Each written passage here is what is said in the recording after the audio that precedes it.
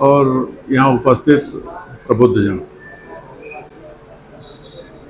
आज ये साहित्यिक चर्चा है और अभी हमारे तमाम विद्वान साथियों ने अपनी बात रखी है और आगे भी जो हमारे और वरिष्ठ विद्वान साथियों भी अपनी बात रखेंगे।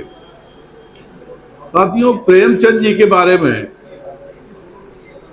तो हम समझते हैं कि जितने लोग यहाँ बैठे हैं वो सारे लोग किसी न किसी रूप में उनको पढ़ चुके होंगे। जो भी पढ़े लिखे लोग हैं, जो हाई स्कूल इंटर तक किए होंगे, वो भी प्रेमचंद जी को पढ़ चुके होंगे। उनका जो साहित्य था, ये कहिए कि समाज में जो कुरीतियां थी, समाज में जो बुराइयां थी, उसकी अभिव्यक्ति थी उन साहित्य के जरिए, उन लेखन के जरिए उन्होंने लिखा। और उन्होंने असमानता के बारे में लिखा, भ्रष्टाचार के बारे में लिखा, ऊंच नीच के बारे में लिखा, जात पात के बारे में लिखा, सब कुछ लिखा।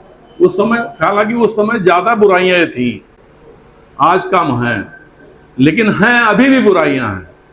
जैसे अभी कुछ लोगों ने कहा कि ये जो असमानता है दूर हो चुकी है, सब लोग एक छत नीचे बैठ सकते हैं, लेकिन आज क्या, आप चले जाइए तमाम जगहों पे और तमाम ऐसे परिवार हैं, उनके यहाँ अलग बर्तन है आज भी, कि वो किस जात के हैं ये पूजान लेते हैं, उसके बाद जो दूसरा बर्तन अलग रखा हुआ है उसका इस्तेमाल होता है।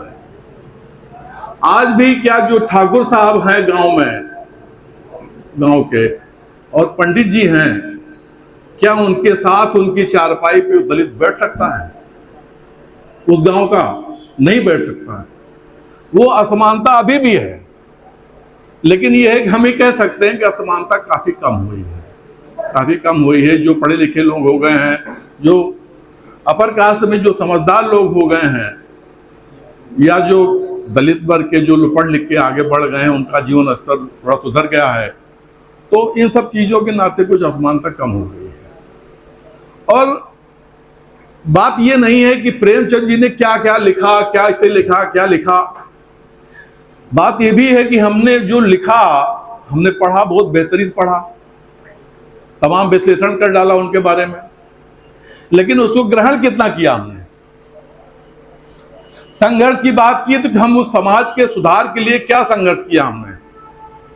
जो पीड़ित है समाज में अभी भी, जो वंचित है, शोषित हैं, उनके लिए हमने कौन सा संघर्ष किया। तो पढ़ने की बात अलग है, हम पढ़ लें और उसके बारे में अच्छा विश्लेषण कर लें, लेकिन उसको जीवन में हम कितना उतार रहे हैं, महत्वपूर्ण यह है।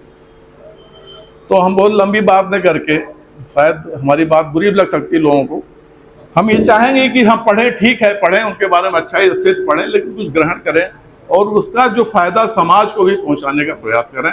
इसी के साथ धन्यवाद।